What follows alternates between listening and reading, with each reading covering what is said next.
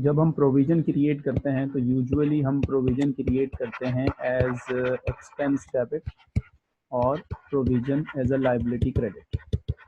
That means ये हमारी obligation है, इसलिए हमने प्रोविजन क्रिएट किया। समटाइम्स हम प्रोविजन क्रिएट कर लेते हैं एज एसेट डेबिट और provision credit. It depends on कि हम किस चीज़ का प्रोविजन बना रहे हैं। और प्रोविजन बनाया जाता है for legal obligation as well as for constructive obligation. Now अगर हमने फॉर एग्जांपल प्रोविजन बना लिया है और हमें ऐसा लगता है कि जितना भी लायबिलिटी का अमाउंट है हमें किसी थर्ड पार्टी से रीइंबर्स हो जाएगा, कोई हमें कंपनसेट करके देगा इस लायबिलिटी के against, that is called reimbursement of provision.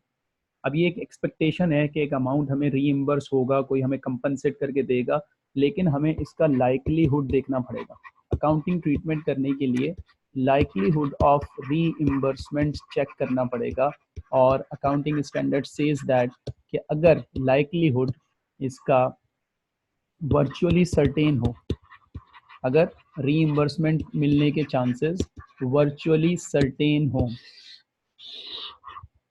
तो हम इसको रिकग्नाइज कर लेंगे एज एन एसेट, यानी कि रिसीवेबल बुक कर लेंगे कि हमें एक अमाउंट फ्यूचर में मिलेगा, और उसका पार्ट ऐसे डाल देंगे कि एसेट को डेबिट कर देंगे और इनकम को क्रेडिट कर देंगे।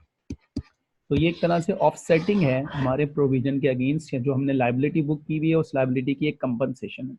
अच्छा, प्रोविजन का जो अमाउंट है वो एक्सपेंस की फॉर्म में जा रहा है पीएनएल के अंदर, और जो रीइंबर्समेंट होगी उसका अमाउंट क्या है, इनकम। ये दोनों ऑफसेट किए जा सकते हैं, लेकिन जो भी हमने प्रोविजन बनाया उस प्रोविजन की लायबिलिटी, यानी कि वो लायबिलिटी जो बैलेंस शीट के अंदर है, और जो रीइंबर्समेंट में हमने एसेट बुक किया है बैलेंस शीट के अंदर, वो एक दूसरे से ऑफसेट करने की परमिशन नहीं है, उसको हमें सेपरेट ही शो करना पड़ेगा।